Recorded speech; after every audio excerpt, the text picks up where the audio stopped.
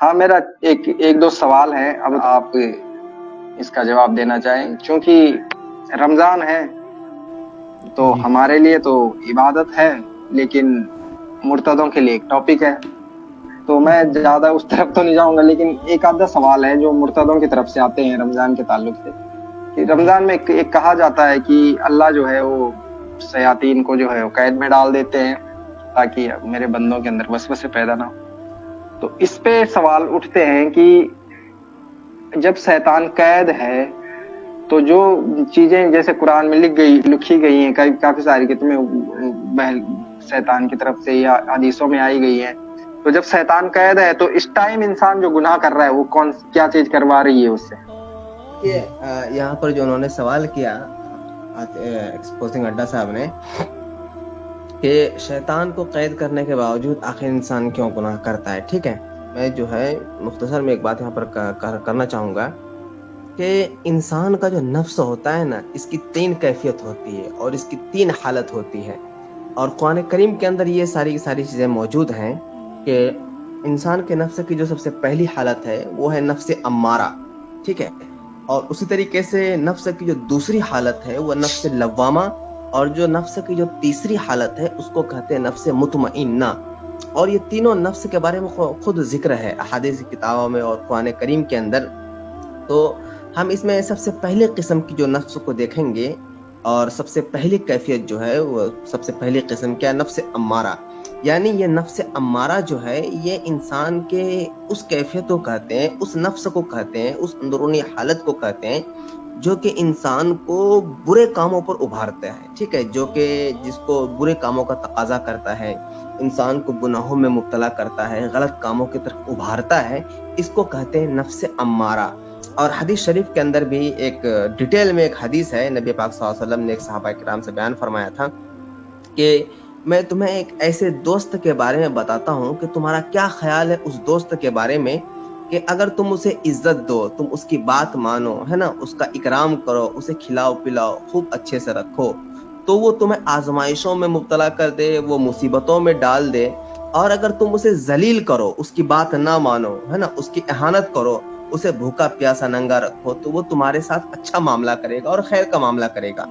तो सहाबा किराम ने इसके ऊपर अर्ज किया, या रसूल अल्लाह, इससे उससे बुरा साथी तो दुनिया में कोई होगा ही नहीं कि उसके साथ मैं अच्छा सलूक करूं, उसकी बात मानूं तो वो मुझे मुसीबतों में डाल देगा, और उसकी बात ना मानूं, उसके साथ उसका ख्याल ना करूं तो वो मुझे मुसीबतों में नहीं डालेगा बल्कि मेरे साथ अच्छा मामला करेगा। इससे बुरा दोस्त और कौन हो सकता है।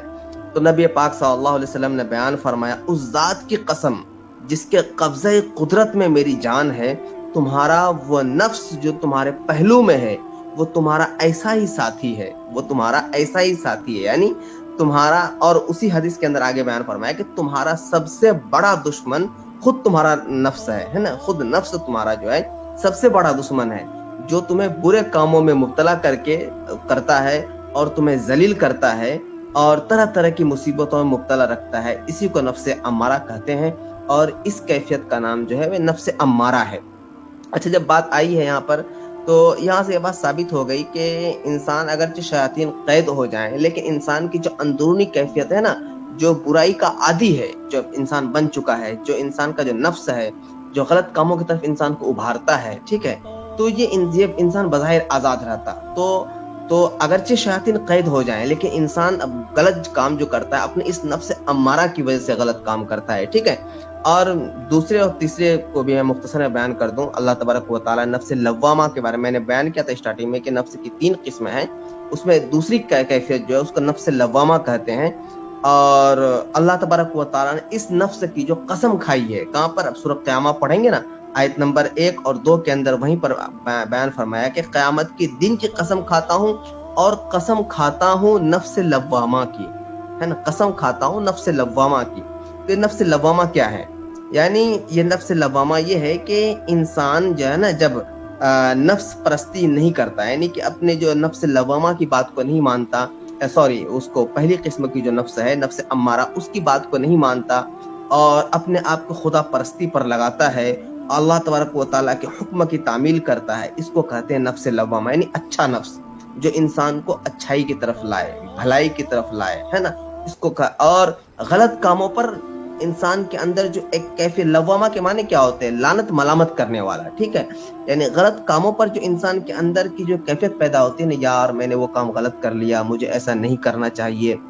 ہے نا، یہ کام تو بہت مجھے توبہ کرنا چاہیے فوراً، انسان کے اندر جو یہ خیال پیدا ہوتا ہے، یہ کیفیت جو پیدا ہوتی ہے نا، تو یہ نفس لوامہ کی وجہ سے، یہ نفس لوامہ کی وجہ سے پیدا ہوتی ہے۔ انسان کے اندر کا جو نفس ہوتا ہے نا، وہ خود انسان کو لعنت ملامت کرتا ہے کہ تو نے یہ کام غلط کیا ہے، تو اسی نفس کی قسم اللہ تبارک و تعالیٰ سورہ قیامہ میں کھائی ہے، ٹھیک ہے۔ اور اسی طریقے سے نفس مطمئنہ ایک آتا ہے، ٹھیک ہے، نفس مطمئنہ، یعنی اللہ تبارک و تعالیٰ نے اس نفس کے بارے میں غالباً سورہ فجر کے اندر آیت نمبر 27 اور 28 میں بیان فرمایا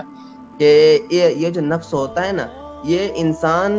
اس لیول تک پہنچ جاتا ہے کہ جب انسان کے اندر نفس امارہ کی دور دور تک کوئی کیفیت نہیں ہوتی، یعنی انسان کا جو دل ہوتا ہے نا، وہ برائی کی طرف جاتا ہی نہیں، چاہ کر بھی انسان برائی نہیں کرتا، یعنی انسان کے اندر کوئی غلط کام، کوئی برا کام کرنے کی خواہش ہی نہیں پیدا ہوتی ہے۔ جب انسان اس کیفیت تک پہنچ جاتا ہے تو وہ نفس مطمئنہ تک پہنچ جاتا ہے، یعنی یہ عام طور پر ہمارے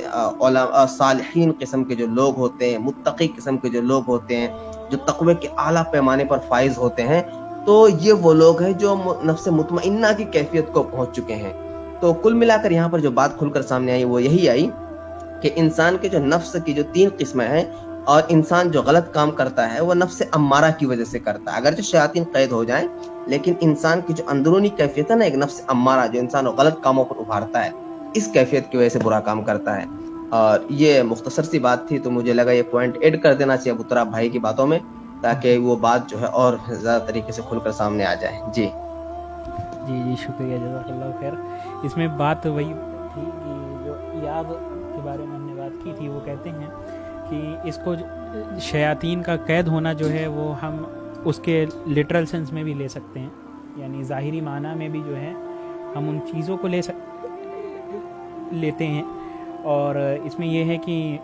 ملائکہ کے لیے ایک یہ نشانی ہوتی ہے، اس مہینے کی حرمت ہوتی ہے کہ اس میں جو ہے وہ شیاطین کو جو ہے وہ لوگوں کو جو ہے وساوس ڈالنے سے جو ہے وہ روکا جائے۔ اب وہ شیاطین کون ہیں؟ جیسے کہ پیچھے بات ہوئی تھی، جیسے الحلیمی وغیرہ اور ابن حجر اسقلانی جو ہے بتاتے ہیں، الحلیمی کو کوٹ کرتے ہوئے اور اس کے باقی دیگر ائمہ کو کوٹ کرتے ہوئے وہ فرماتے ہیں کہ اس میں سے جو ہے وہ جو شرکت شیاطین ہوتے ہیں، یعنی جو زیادہ جو ہوتے ہیں انسانوں کو بہکانے میں، یا پھر زیادہ جو طاقتور شیاطین ہوتے ہیں جن کو معارض جو ہے وہ کہا جاتا ہے، تو ان کو جو ہے وہ قید کر لیا جاتا ہے۔ باقی ان کے جو چھوٹے چھوٹے جو کہہ لیں مینینز کہہ لیں جو ہوتے ہیں، وہ کھلے گھوم رہے ہوتے ہیں۔